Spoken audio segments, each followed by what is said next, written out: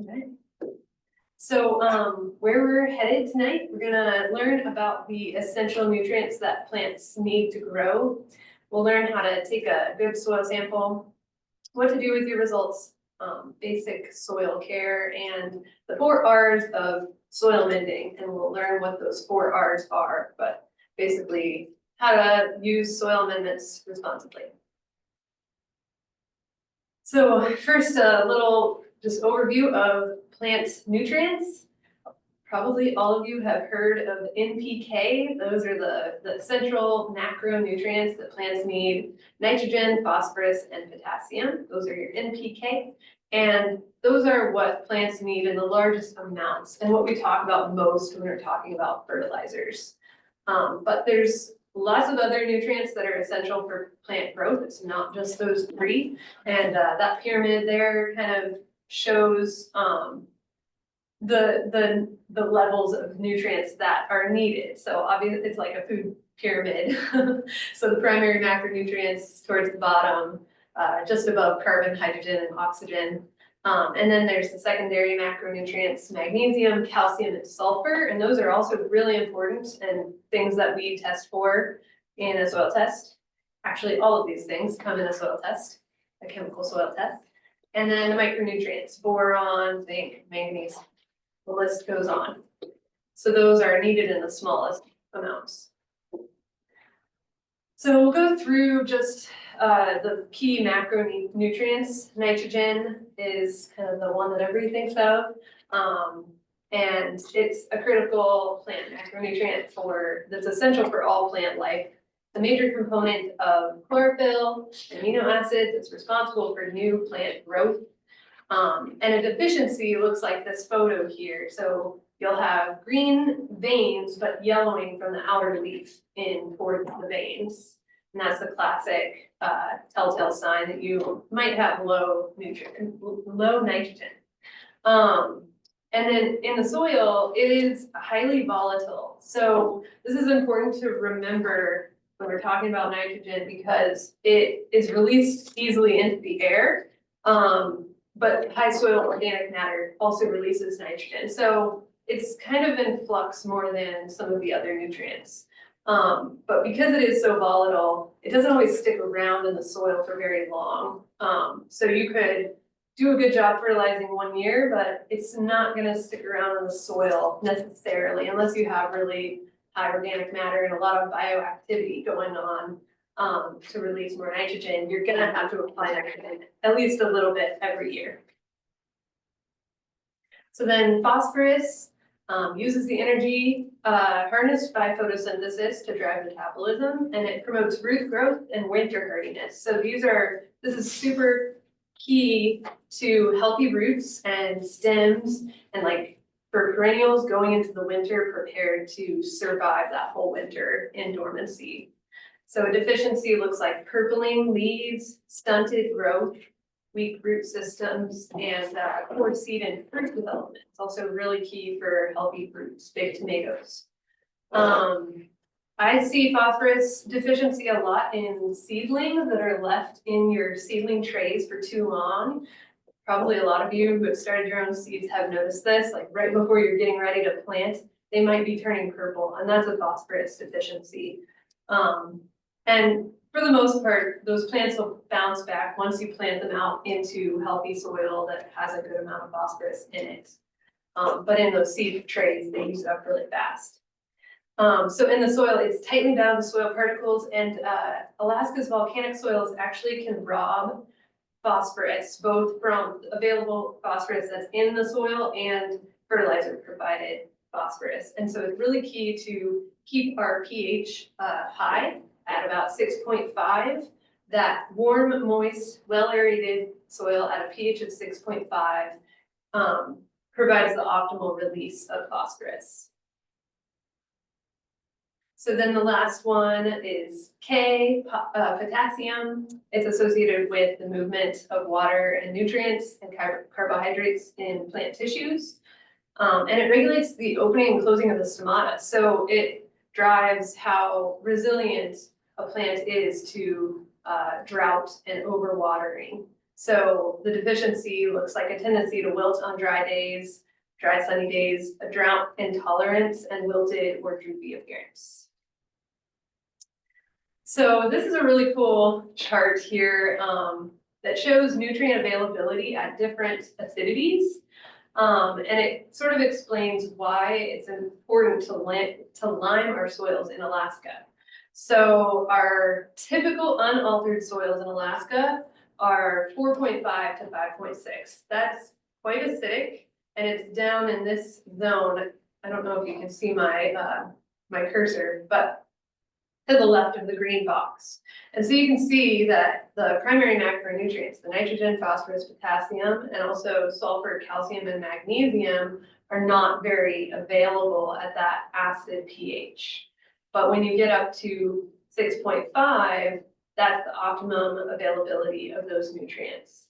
Another thing to point out is in this chart, iron, manganese, boron, copper, and zinc, those are all highly available at an acid pH, but that's actually not a good thing because we want those nutrients in such small amounts that we don't need to maximize availability of those nutrients.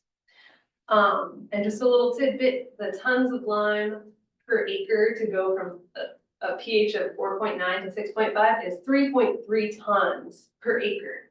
That's a ton of lime. That's 3 tons of lime.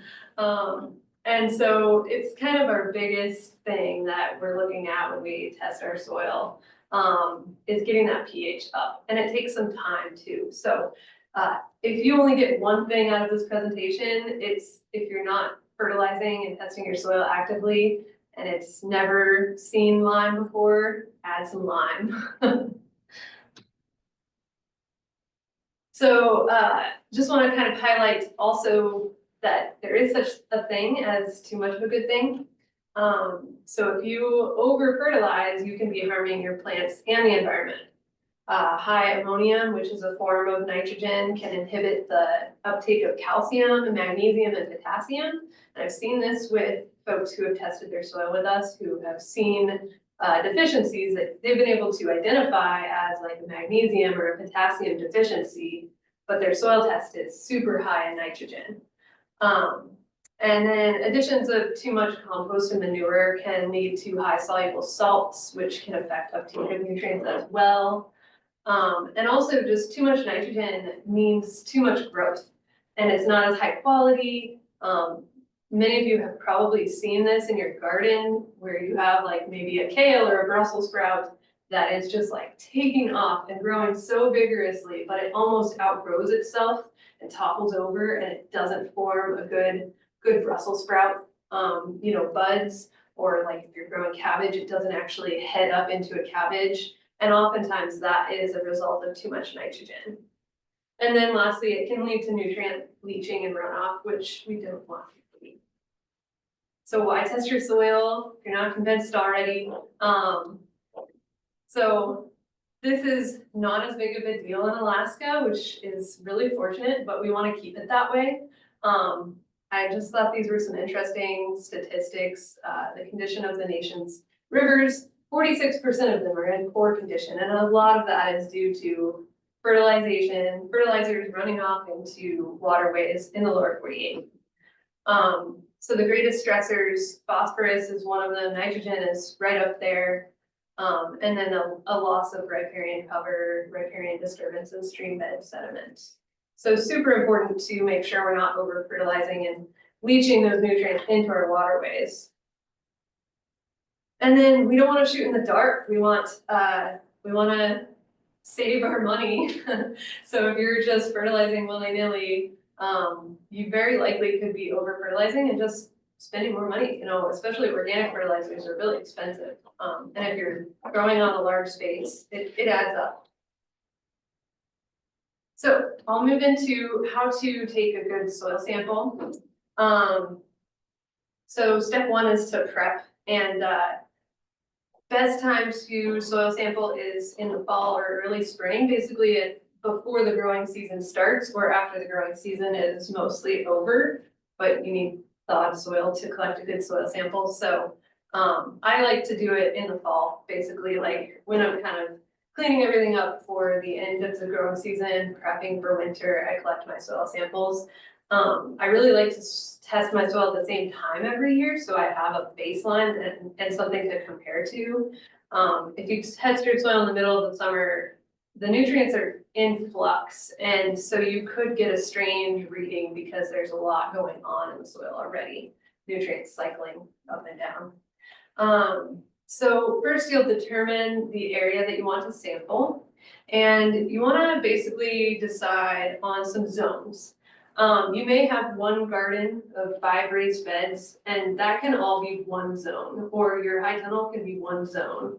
But you may have multiple zones, and this is just a diagram here to kind of help you decide on how to determine your zones. So in this diagram, we have a high tunnel that was established in 2010, and then a couple of raised beds with cabbage, kale, and potatoes that were established in 2010 as well, the same year, and then a berry patch that was established in 2017. So I would basically, without knowing anything else, probably recommend 3 zones in this situation. But you want to think about the age of the garden, what amendments you've used in the past, and also if things are perennials or annuals. So pretty much all veggies use the same amount of nutrients, give or take. So our recommendations are pretty much the same, no matter whether it's tomatoes or kale. But your berries, tree fruits, and flowers use about half the nitrogen that veggies use. So those are going to be totally different, and I would definitely separate those out into a zone. So you want to name your zones and be consistent, because if you're going to be testing your soil every year, it's nice to know what, one zone, how the nutrients change throughout the years, right? So in the case of this diagram here, I would call these high tunnel, outdoor raised beds, and berry patch. And then I would keep those names throughout the years so that you have a good baseline to go off of. And then you want to sample the average areas of your garden.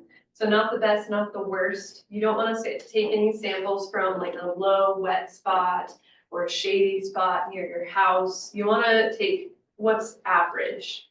And then your sample will be comprised of subsamples. So for a garden that's less than 500 square feet, I would collect at least 3 subsamples.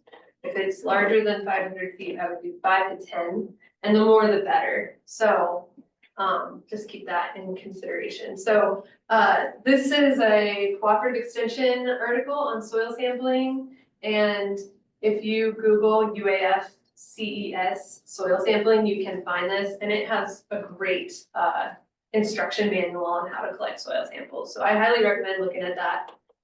And then this is a picture of a couple of the tools that you might use. Spade shovel is great. That works just fine. Even a hand trowel. You'll want a plastic bucket or something to put all of the subsamples into and then mix them together. And then there are soil probes that you can use.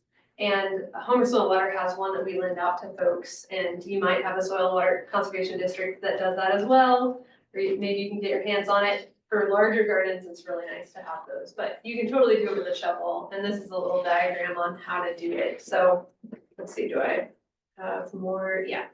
And again, you want to use clean tools. You don't want contamination of like manure. If you've been scooping manure with your same shovel, clean it off.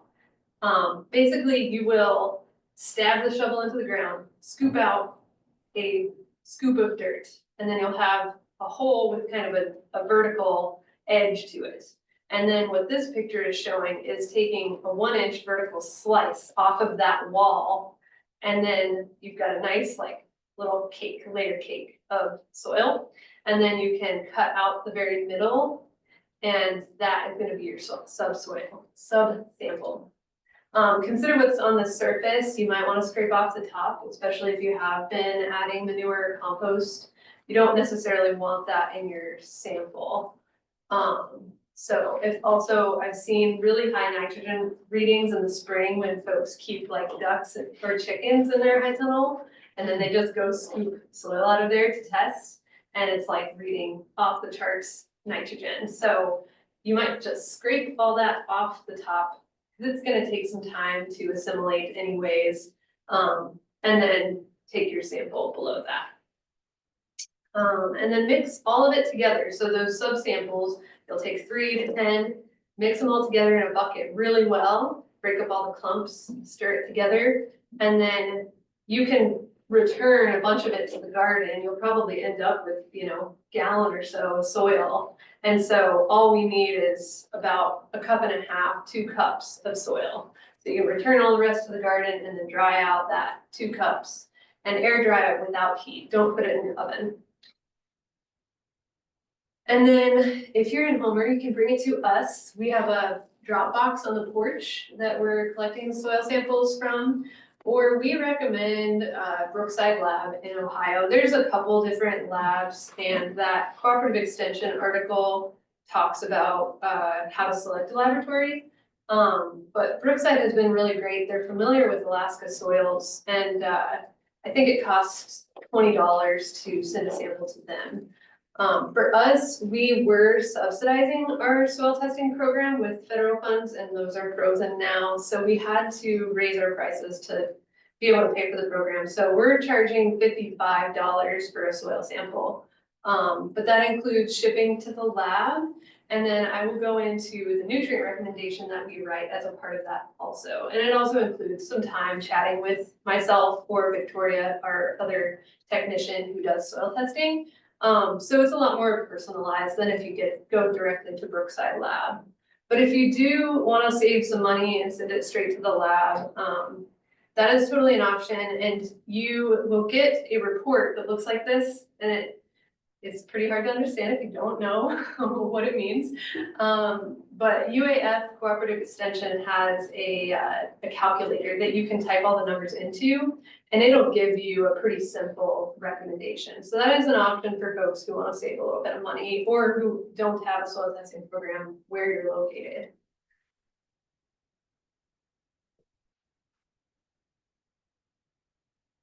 Okay, so you'll test your soil. If you send it or give it to us, we'll send it out. It'll take a couple weeks. And then we will get a report that looks like this from Brookside Laboratory. Our job, if you test your soil through us, is to basically digest that all into a soil sample analysis and nutrient recommendation. And that's what these documents here look like. It's front and back. The front page will show your NPK and your pH, your organic matter, and your sodium, and whether they're high, medium, low. And then it'll give you a fertilizer recommendation. So this is an example of a organic recommendation, but you can specify if you want conventional fertilizers or organic or a combination. And this is kind of just a suggestion. We can personalize it if you give us more information, which there is a form that you can do that with. But if you see it and you're like, oh, I don't have bone meal, but I have fish bone meal, you can give us a call. Our phone number is right on here, and tell us that, and we can tweak this really easily to accommodate fish bone meal instead of bone meal, or kelp meal instead of langbionite. So this is what it looks like. It's got the recommendations and the amount per 100 square feet or 1,000 square feet, depending on what you tell us, of each of those amendments. So this one's got bone meal, blood meal, and langbionite, and then dolomitic lime and soluble for boron. Then on the back of it, it will show some additional comments. So it's got a little note about the pH. So the pH was 6.3 and our desired pH is 6.5. So we're recommending a little bit of lime. And then some instructions on how to apply the fertilizer. And then boron, a little note about the boron, because we recommended soluble. A lot of people don't know what that means. And so it's got a little bit of how to use boron and why. So just a quick note on some ideal nutrient levels. If you have a little bit of a working knowledge, you might get something out of this. If not, I apologize if it's too in the weeds, but I've got green circles around levels that we like to see and red circles around levels that we kind of want to work on. So for nitrogen, we want to see values that are under 100 parts per million, ideally. If you have higher than that, it's getting into that excessive range and at risk of leaching. Phosphorus, typical range is 1 to 150 parts per million. And anything over than that is excessive. Potassium, we like to see 10 to 200. And I will share these slides out as a PDF so people can see them. Organic matter, down here on the peninsula, we typically see really high organic matter. 15 is actually on the low end and 30 is the high end. And then cation exchange capacity is another thing. And I won't get into that right now, but we like to see 15 to 20. So the red circles here are for low magnesium. We like to see above 242 parts per million. And that's really typical with our soils. If folks haven't been adding amendments that contain magnesium, they are typically low. And getting that level up can work wonders for plant health. And then boron is a little low on this one sample here. Cool, so if you get your nutrient recommendation, you've either got it through us or you typed it into the calculator or you had another soil and water conservation district do it. Now we want to think about fertilizing. So the 4 R's are the right source, the right rate, the right time, and the right place. So basically we want to be fertilizing exactly, well, so the source, we match the fertilizer type to the crop needs. So if you have high nitrogen, you don't need to apply nitrogen. You would just be applying phosphorus and potassium. The right rate matches the amount of fertilizer to crop needs. And that is determined by the nutrient recommendation. The right time, we want to fertilize right before or during when crops need them. And typically that is in the spring, right as we're planting. It's optimum to apply fertilizer like 2 weeks before planting because it takes some time for it to become active in the soil. But like personally, for simplicity's sake, I apply fertilizer as I'm tilling, and then oftentimes I'll plant at the same time just because I'm short on time. And I've always seen really good results doing that. And then the right place. So applying the fertilizer as close to the plant as possible. In the bed, not in the aisles, not broadcasting it everywhere. You can also band, you can kind of scatter it right next to where the plants are. It is possible to fertilize after you've planted. And I think we'll get into that in a little bit. So, getting into the right source, fertilizers 101. What are those 3 numbers on your bag? They are the NPK in percentages by weight.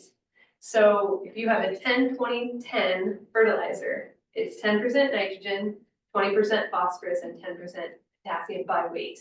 So there's 10 pounds of actual nitrogen in 100 pounds of fertilizer. So that's how that works if you were ever wondering. But part of testing your soil through us is that we kind of eliminate all that guesswork for you. And then just a note about organic versus conventional fertilizers.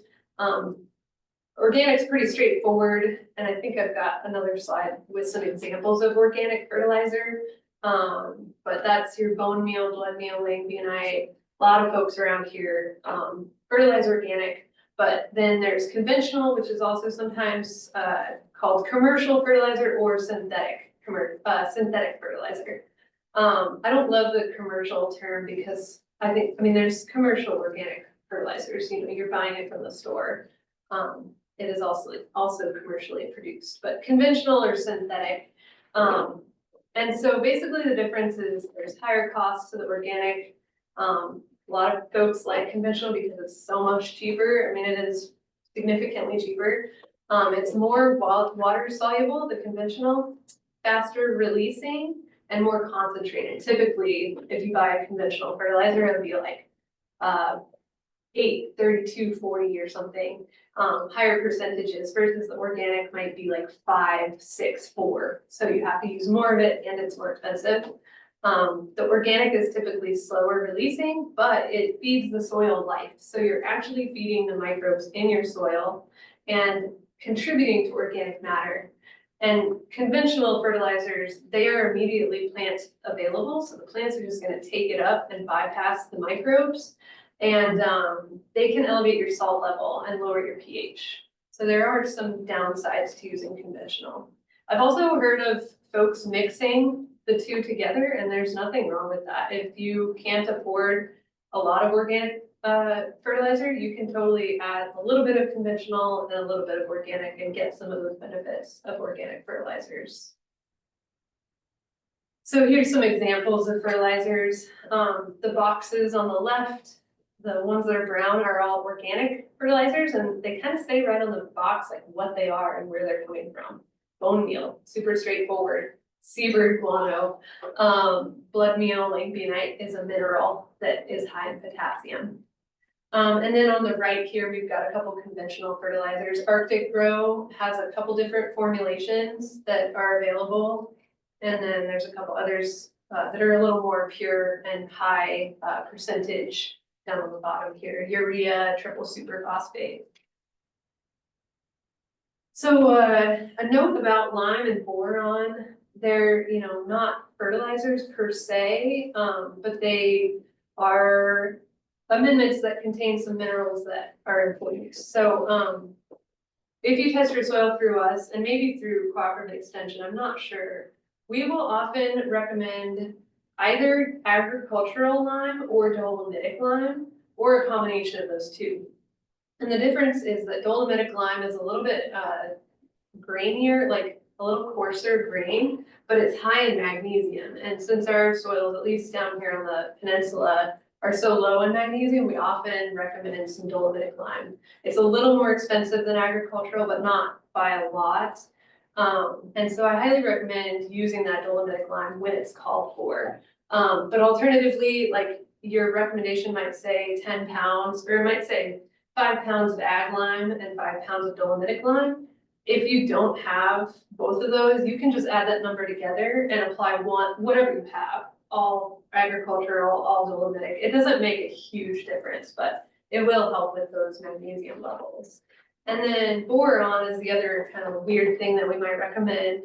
The best amendment that we recommend is Solubor, 20.5%. It's a soluble form of boron that is like sold as an agricultural fertilizer, and it is organic, it's OMRI certified, but it's a little harder to find. And it's more concentrated, so you only need 1 tablespoon per 100 square feet. But borax, 20 mil team borax is widely available everywhere. And you can use just twice as much, 2 tablespoons per 100 square feet. The only thing is that it doesn't dissolve up as easily as the Solubor. So you just want to kind of plan ahead, mix it, like let it sit for a bit, mix it again, and then apply it really evenly and fast because it'll settle out. So just thought I'd mention those. So then compost and manure are amazing things to add to your garden. They're super high in microbes, high in organic matter. They're an incredible amendment to use. But they do contain NPK as well. And so we want to account for that when we're applying these amendments. And I see this quite a lot around in Homer, looking at people's soil samples, seeing really high phosphorus and or potassium and often high salts. And it's a result of using a lot of manure and compost and not, maybe they aren't taking the cover off of their high tunnel. They're not like washing those salts down into the soil profile. And it can get to a point where it's so high that it's blocking availability of other nutrients. So it can cause problems, and you wanna consider that before just adding tons of compost every single year. So testing your soil to make sure that your nutrients are where we want to see them is a big one. I don't always recommend relying on compost or manure as your only soil building strategy. I think it can be done, but it needs to be done carefully. Yeah, so we talked about the phosphorus and potassium buildup of nutrients, high in salts. And then make sure that your compost is finished, because unfinished compost can actually rob your soil of nutrients. If you think about it, unfinished compost that's actively decomposing there's tons of critters in there consuming, the banana peels and chicken manure and whatever is in your unfinished compost. So it's really busy, a really busy place, which is great. But if you put it in your soil, the microbes that are in your soil might go gravitate to those tasty desserts and not produce, critical macronutrients for your plants. So make sure your compost is finished. I know people who use compost that isn't finished and don't seem to have problems, but as a general rule of thumb, I would make sure it's finished. Yeah, and how do you tell if it's finished? It should look and feel like soil and smell like soil. And then test your soil regularly if you're using a lot of these amendments to know exactly what you're adding. So a little note here, the nutrient management practice, if you're doing a contract with the NRCS, so if you have a high tunnel and you have nutrient management, they require all compost and manure to be tested before application. And you can test compost and manure, Brookside does accept tests, but it's pretty expensive, and I think it really kind of negates the reason for using compost. Like, it costs like $80 or something, and so if you're doing that, like, you're not saving any money by using compost instead of fertilizer. So there is a workaround, and NRCS, this is approved by NRCS, at least last I checked. You can apply your compost in the fall, let it sit all winter, and then test your soil in the spring. And that's a really good way of getting a picture of what nutrients have filtered into that soil and become available. Okay, so the right rate, how to properly apply the right number or the right amount of fertilizer. Just a little example here. I have a high tunnel that's 30 by 72, and that's 2,160 square feet. I've got a recommendation here that says 2.3 pounds of bone meal per 100 square feet, but I'm not going to calculate it based on 2,160 square feet, because that's the whole high tunnel. And I have 30-inch beds and 18-inch walkways, and I'm not growing in the whole 2,100 square feet. So what I need to do is calculate my square bed feet. So I have 2.5 foot beds that are 70 feet long. That's 170 square feet each. So now I can figure my fertilizer application based on that 170 square feet per bed, or I can multiply it by 6 and do it as 1,020 feet. Either way works, and then, divide it by 6 and apply it, or you can do it one at a time. But yeah, saving fertilizer is, a big deal up here. It's really expensive to get it up here, so we don't need to be applying it to walkways. So I needed a math lesson the first time I ever did this, back before I knew anything about soil testing. So I'll give a brief math lesson if you need it. And I'm totally open to folks just calling me, and I will hold your hand as you go through this if you're not mathematically inclined. Some people, this is super easy. So if I have a 500 square foot garden bed, I will take the recommended amount of fertilizer per 100 square feet, so that 2.3 pounds per 100 square feet, multiply it by the bed feet, and then divide it by the rate. So how much bone meal? 2.3 pounds times 500, and then divide that by the rate, which is 100 square feet, and you get 11.5 pounds of bone meal. So that's how much you would apply to a 500 square foot garden. And then repeat that for each of these amendments. And you can also round, if your garden's 550, you get around one way or another. It's not rocket science.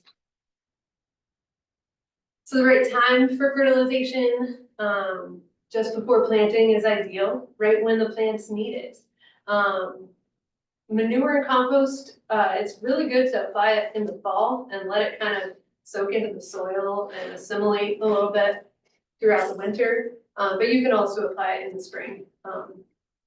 And I think I didn't quite mention this when we were talking about compost before, but a good rule of thumb, if you're not excessive in any of the NPK with your soil tests in the past, I typically say that you can apply like 1 to 2 inch layer of compost without having to alter your recommendation at all. But any more than that, you might want to bump your fertilizing down a little bit. And then applying lime, fall or spring, doesn't matter too much. But sometimes we'll apply, or we will recommend quite a lot of lime if you have a new garden. And it's often a good idea to divide that application in 2 and do it like once in the fall, once in the spring, once in the fall again, once in the spring, and get that pH to raise a little bit slower. So a note on side dressing, a lot of people ask me, should I be side dressing in the middle of the season, doing a mid-season fertilization? And my answer, and I've asked quite a few experts, Casey Matney with the Cooperative Extension, and I've also kind of queried some farmers that we work with. The general consensus is that you really don't need to be side dressing. Our growing season is so short. We have a really short summer, especially down here in the peninsula. And so I don't think it's necessary, and I'm a big fan of keeping things simple. But some people swear by it, and I just wanted to mention that any side dressing should be accounted for out of your nutrient budget. So if you're applying 5 pounds of blood meal, take 25% of that and apply it as a side dress mid-season. Do 75% in the spring and 25 in the mid-season. You also don't want to fertilize, especially with perennials. You don't want to fertilize very late at all. Like past July, I wouldn't apply any fertilizer because it could result in a spike in growth and affect the ability of that plant to go into dormancy. You might also consider soluble fertilizers. Those can be really great, especially for perennials, and I've been experimenting with these as my spring fertilizer for perennials like strawberries and asparagus. And you can ask us at Homerson and Water, and we can recommend some liquid fertilizers. There's quite a few available, but they are a little more expensive than granular. And then, yeah, maybe the longer season crops like squash, tomatoes, peppers, corn. If you're an avid gardener and you're trying to get that prize fruit, and I do think like the giant pumpkin growers and the giant cabbage growers, they're probably side dressing. But for most of us, it's not really necessary. And then getting it in the right place. So in the beds and not the aisles and pathways. You can see here, this is my partner fertilizing our high tunnel, and we've just scattered it in the beds. And then like where the tires are, there's no fertilizer there. And then you can always like sprinkle it along the side of plants, like that side dressing up in the top middle. And then basically just scatter it around. And then it's important to incorporate it into the soil a little bit. You can use a cultivator, like those 3-ton long-handled cultivators, and just gently kind of wiggle it back and forth to get that fertilizer to work its way down a little bit. You can till it in. You can use a broad fork or pitchfork, or you can even use your hands like this picture here. Pretty simple, just getting it incorporated so that it's not lost, right? Because nitrogen is so volatile. If you leave it on the surface, it won't be there in a couple days or a week. And then finally, just observe, make daily or weekly walks through your garden and see how stuff's doing, and look for those signs of deficiency. If you notice something, take note of it. And maybe when you test your soil in the fall, you might see something that's a little out of whack. You can always talk to us, and and let us know how things do when you do submit your soil samples. We love talking to people about how their gardens did the summer before and what could go better, what could go, how you can do better. So learning from mistakes is always valuable. And so if anybody has any questions now or later, you can always email me, Monica@homer@swcd.org. You can go to our website to see more about soil testing through us. And then here's the publication number for that soil sampling guidelines with UAS. So I will open it up to questions. I see Justin Whitaker is in the audience here, and we've been talking a little bit. He works with soil microbes specifically and offers some soil testing. So Justin, if you want to come off mute and talk about what you do, I apologize. I had your links to your company and I was going to share it, but I kind of ran out of time before getting this together. So yeah, you can type your website into the chat too. All right, yeah, sure. I'll chat that into the chat. I have a lab called Arctic Roots Analytics. I'm based out of Fairbanks, and we offer biological testing. We measure bacteria, fungus, protozoa, nematodes down the functional type, and give you a soil profile about what the organisms are in your soil that help with nutrient cycling. A lot of the when you put those nutrients she was talking about into the soil, these organisms are what convert those into a plant available form. So it can be a good tool to add to this sort of testing. And we also test compost for those microorganisms and compost teas. Although that might be hard to do to send those to Fairbanks, but and those can give you a profile of where those are and the biological levels of those. I'm gonna type the website into the chat, and I can answer any questions about that if anybody has any also. Cool. Thanks, Justin. Oh, and yeah, it's very exciting. It's certified by soil microbiologist Dr. Lane Ingham. If anybody's ever heard of her, she has a online school called the Soil Food Web School, and that's who I took all the classes and am certified by her lab. Awesome.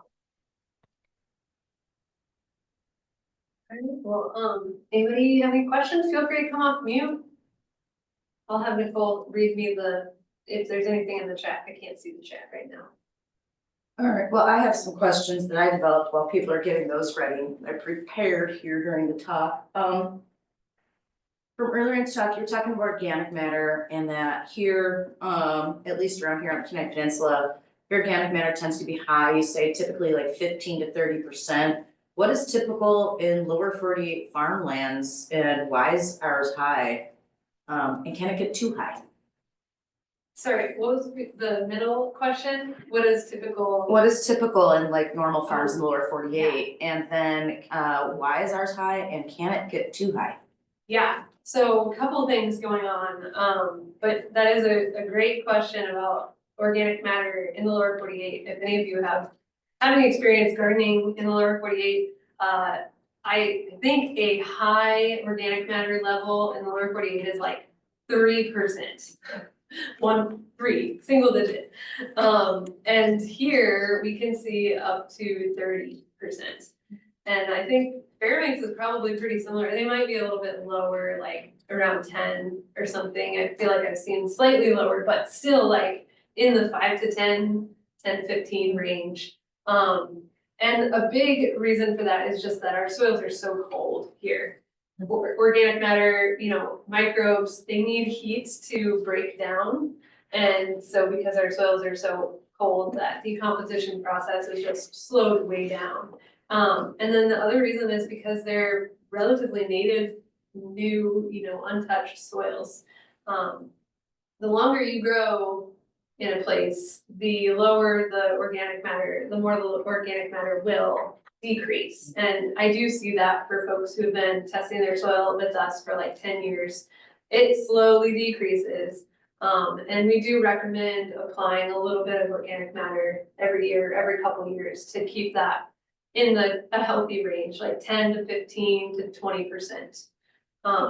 30% I think can be really good. I've seen some really healthy soil that is 30%, but you can run into some issues with drainage and water retention. I have seen some like mold issues with high organic matter like that. It's, So tying into that, you were saying that too much compost isn't necessarily great because you can get overloaded in potassium, phosphorus too. What's bad about that? What can those do, or how can they be a detriment to your plants that you got growing? yeah, it just comes down to, availability of nutrients. So if you have too high, and I don't know all of the mechanics behind this, but if you have too high of nitrogen, it can block the availability of other macronutrients. Magnesium is one of them, I think potassium is the other. I could be wrong on that. Yeah, so that's basically it. You just want everything in balance. Everything in nature is balanced. We want to treat our soil like nature, except that we're growing things like broccoli and cabbage, which don't grow in nature, which is why we need fertilizer for the most part. So you've got too much compost on there, too much cow manure, whatever it is, and you've got too much phosphorus, potassium for the balance. Can that then, just like the nitrogen can block the uptake of other nutrients, those two also in tandem block other micronutrients that, you know, it's like the plant's too full of these, it can't take the other ones up then. Yeah, basically. Without being able to go into a whole lot more detail, unfortunately. I wasn't trained as a plant scientist. Okay, we got some questions in the chat, regarding self-testing, so if you don't wanna send it to a lab, are there, self-test kits for N, P, and K and pH that are worth the time to use? Yeah, Or what's just generally your thought on home test kits? yeah, you know, I've always wanted to get my hands on one of those and test it out with some soil that I also send to a lab. But I haven't personally done that, but I have asked a couple of the soil experts in the States. We actually had this question during Kayla Gash's soil health talk, and the general consensus is that it's not worth your time or money. They're just really inaccurate. You take 3 tests and you can get totally different results. And so I don't recommend them. I think it's worth the money to test your soil through a proper lab. You're also gonna get all those micronutrients and your pH. So I highly recommend that. I think the pH meters, they might be more useful for like hydroponics, but that's all I really know. Okay, another question, this regards, the borax. So you were saying that borax, doesn't dissolve like soluble, it's not quite the same, so that means then it just stays suspended in the water, like, do you have to keep stirring it while you're pouring it on there pretty quickly, or it'll settle out? Yeah, I mean, I don't know, but I'm one of those people that likes to be really thorough. So when I've done it in the past, I'll mix it up and then I kind of let it sit and I can see it filtering out and setting on the bottom. So I will like do that a few times in hopes that some of it does dissolve. And then I will stir it really well and apply it as fast as I can, as evenly as I can to a bed. But like, I have some pretty long beds. This is my garden here. My beds are like 70 feet long, so I might even do 30 feet and then stop and stir it again and do another 30 feet. But yeah, I actually switched to the soluble for that reason. Yeah, cause the boron will, if there's too much of it, it'll inhibit your plant's growth too, Yeah. right? So if you, let's say you've got 100 square foot of recommendation, you got so much borax, you're supposed to put over the whole thing. But you run out before you get to the end, like, are you at risk then, like, really, Yeah. like, you have to be pretty careful about it, huh? I mean, the good thing is that you're using such a small amount, like 1 tablespoon per 100 square feet. So, you know, you probably only have a couple tablespoons in your watering can or whatever you're using. And so it's not, I don't think you're at too high of a risk, but you do want to be mindful for sure. I also know a few people who apply it as a dry amendment and till it in. And I think that's an option. I think you just have to be really careful that you're really evenly applying it. Most of the time when I'm fertilizing, I'll mix everything together and stir it like in a bucket with a stick. And I don't know, if I'm adding 1 tablespoon of boron to a half a bucket full of amendments, it might not get really evenly mixed in there, so. Regarding fertilizers, do you need to worry about, let's say you're side dressing, do you have to worry about those fertilizers touching your plants? yes. I'm glad you mentioned that, actually. So it is possible to burn your plants, specifically with nitrogen-based fertilizers, even blood meal. Blood meal is pretty concentrated, it's 12% nitrogen. It has the capability of burning your plants. So yeah, when you're applying fertilizer to existing plants, you wanna be somewhat careful that it's not getting on the leaves. That said, you know, for my fruit trees and strawberries, I will mix my blood meal, bone meal, langbeinite in a bucket together, and I'll kind of apply it with like a measuring cup around the base of each plant. I get it on the leaves and I've never seen an issue with blood meal. But you still probably don't wanna be dumping it straight on the leaves. And then with higher nitrogen fertilizers, you wanna be really careful. If you're using anything like urea, it's like 45% nitrogen. And so that for sure, you wanna be well away from the stem of the plant and then incorporate it into the soil pretty well. Yeah. You probably risk suffocating those leaves too if you got a bunch of dust all over them from your fertilizer mix. Yeah. They need to breathe. Any other questions in the chat right now? We've got a few more minutes at 6:55. We've got 5 more minutes allotted for this talk. Yeah, I see, Michael had some experience with one of the soil test kits and that's cool. So he looked, one year his cucumbers looked terrible and he used a home test and the nitrogen tested at 0. So he applied some fish fertilizer and his cucumbers doubled in size. So that's, you know, and I think they probably are decent for like big discrepancies, right? Like if you are super low in nitrogen, they might identify that, but little higher amounts, it might be hard to get the nuances, you know, get it perfect. So here's a question. You mentioned, you know, for people that are gonna test their soil every year, but we also hear things about not needing to test your soil every year in various circumstances. Like, what would be the recommendation for a common gardener? That it isn't a professional farmer, just somebody that's just growing some, you know, nice little stuff outside. Yeah, so I recommend testing your soil, get a baseline. Follow the recommendations and see how things do that year. And ideally testing your soil again in the next fall. And once you have those 2 baselines, you can kind of see like, were you really low with something and it jumped up? I mean, really 3 years would probably be ideal, but you want to test your soil so that you can identify some trends that are happening. But eventually, like I've been testing my soil now for about 5 years, and the last 3 years, my recommendation has been exactly the same. And my soil nutrients are relatively stable over a couple years. So I think I could stop testing my soil or just test my soil like every other year. And just use that recommendation, that old recommendation, over and over. And I know folks who do that, but I still highly recommend testing your soil like every other year, every couple years, if you think you have it dialed.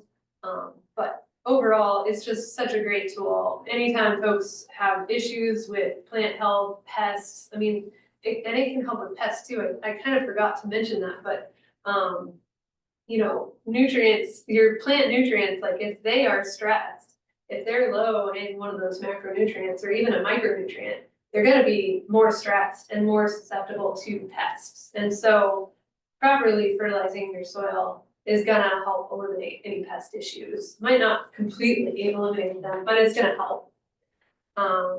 Yeah. So related to that, so crop rotation is the recommendation, you know, especially you got your brassicas, you don't want them in the same spot year after year, year after year. You get pest problems that are dedicated to those brassicas. You're not supposed to keep your potato patch the same every year. So, okay, let's say you're rotating around. Potatoes, from what we hear, they like a lower pH than normal vegetable crops, right? So kind of like, let's say you're gonna go on a not quite annual pattern, like what, is there any recommendation you got for if someone, like, I just pulled the potatoes out of there, like, you know what I mean? Yeah, for sure. Next year we'll do a crop rotation talk. I think we did it last year or the year before. I don't know if we still have the recording, but I could spend an hour talking about crop rotation. It's really important, it's really helpful. You know, it's not critical, there's lots of people who don't do it, but it really helps. And what you're talking about with different vegetables, they can have slightly different nutrient needs. It's not so high that our recommendations change year to year, but tomatoes are gonna use more, cucumbers, squash, they're gonna use more nutrients than something like kale or spinach, little, you know, microgreen type stuff. So rotating year to year, a heavy feeder and a light feeder is a really good way to balance out those fluctuations in nutrient needs. And then another way to look at it is like root type. Maximizing diversity is one of the soil health principles that we talked about, I think, was it last week? So maximizing diversity of like root types. Does it have fibrous roots that are fairly shallow? Does it have a long tap root? Think about what that does in the soil. Turnip is gonna break up compaction, but you know, what's an example? I guess like broccoli doesn't really go super deep. And so planting things that have different root types or different growth forms is another way to increase that diversity and feed the soil life, really. Yeah, break pesticide cycles, all that good stuff. Is it true that potatoes do like a lower pH than everybody else, or is it just that they can handle it? I would say they can handle it and maybe, well, the limiting factor is that at higher pH scab is more prolific. And so if you don't like scab in your potatoes, it's kind of critical to keep them below like 5.9 pH, I think. That said, there was a recent study done by the university that found new scab varieties that actually do well in high pH soil. So, or I mean, in low pH soil, in acidic soil. So, it's not, might be coming to your acidic potato patches as well. So if you're making your vegetable crop soil, you know, utilizing these nutrient recommendations, getting the pH right in that sweet zone, that 6.5-ish area, but your potatoes might be better off in a lower, but you want to do crop rotation and you're growing them. Yeah. Is it just kind of like choose your own adventure on that? A little bit, yeah. I mean, I've been growing potatoes. I started my garden by growing like mostly potatoes because I knew my soil was acidic and they would do well and other stuff did not do well.